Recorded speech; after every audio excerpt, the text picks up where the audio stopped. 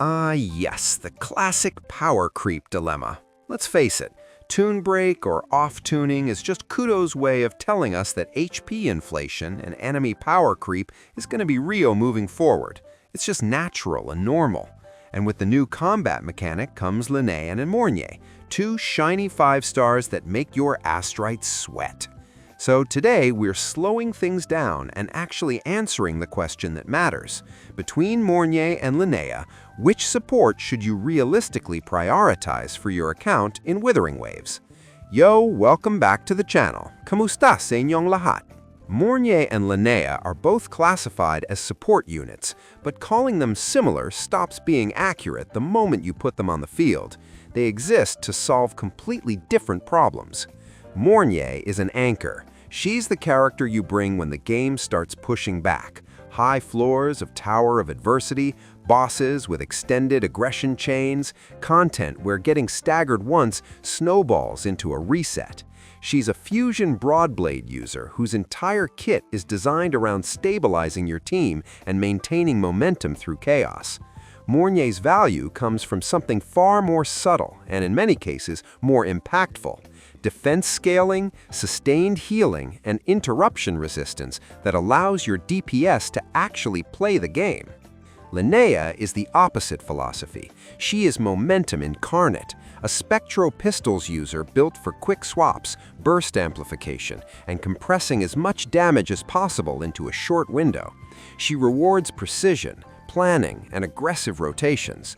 When Lynae works, she works fast. Think of Lynae as an assault rifle that applies constant pressure, rapidly accelerating off-tune and rewarding relentless tempo. Mornye, by contrast, is more like a shotgun, delivering decisive bursts that stabilize the fight and punish openings.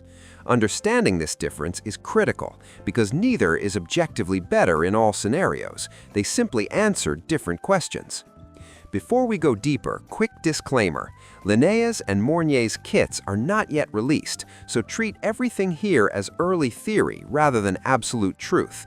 Things may change with final numbers.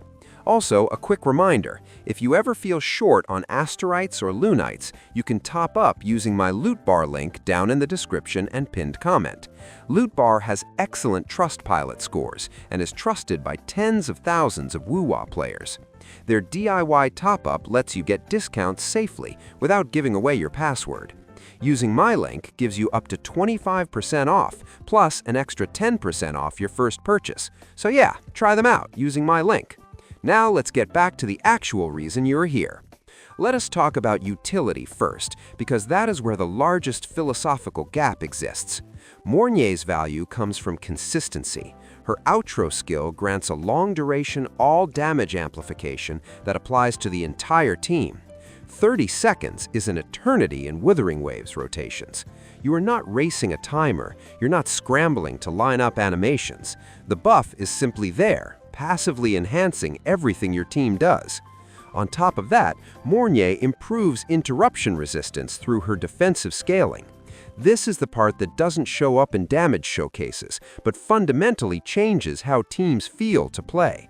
Your DPS finishes their combo, your resonance liberation does not get clipped, your rotation does not collapse because a boss sneezed in your direction. She also accelerates stability damage, meaning enemies enter their broken state more frequently. That translates to more vulnerability windows and smoother fights, especially against elite enemies and bosses. Mornye does not spike, she smooths, and smoothing is power. Lynae's utility is sharper and narrower. Her outro heavily amplifies resonance liberation damage for the next character, while also providing a general damage bonus. This turns her into a premier burst enabler for characters whose kits are built around their ultimate. However, this power comes with conditions. Lynae requires setup through her Lumiflow mechanics. You're managing state, timing swaps, and making sure buffs align perfectly with the moment your DPS presses their ultimate. When everything lines up, the damage spike is undeniable. When it does not, her value drops quickly. So in terms of utility, the question becomes very simple. Do you want a long-lasting team-wide performance upgrade, or do you want a short window where damage numbers get silly? Now let us talk about damage contribution, because while neither character is meant to replace a main DPS, their personal output does matter. Mornye's damage is steady but unremarkable. She's doing her job by existing. Her presence increases total team damage indirectly through buffs, uptime, and survivability. You don't expect her to build highlight reels. Lynae is a legitimate sub-DPS. Once her enhanced state is active, she stays on field briefly and deals meaningful spectral damage. Properly built, she contributes real numbers, not token hits. Her Tune Rupture response, spectral analysis damage from her Forte circuit hides a nuke capability that annihilates enemies in one single hit. This makes her feel far more active and involved compared to traditional supports. If you enjoy supports that actually press buttons and shoot things, Lynae is more engaging. If you prefer supports that quietly make everything else work better, Mornye excels. Team synergy is where these identities truly crystallize. Mornye fits almost everywhere.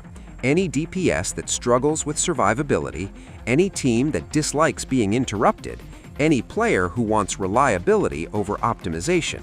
She doesn't care about damage type, rotation complexity, or burst dependency. She simply works. She's especially valuable for players still building their roster or pushing difficult content with imperfect builds. Mornye compensates for mistakes, latency, and mechanical inconsistency.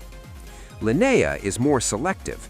She shines in hyper-carry compositions, where the main DPS derives most of their damage from resonance liberation. Characters like Juno or Xiangli Yao benefit massively from her kit. Characters who rely on basic attacks or sustained field time benefit far less. This doesn't make her weaker, it makes her slightly specialized. And specialization is only powerful when your account can support it. So now we arrive at the question everyone actually cares about. Who should you pull? If your account struggles with survivability, if Tower of Adversity feels oppressive, if your rotations fall apart because enemies refuse to behave, Mornye is your answer.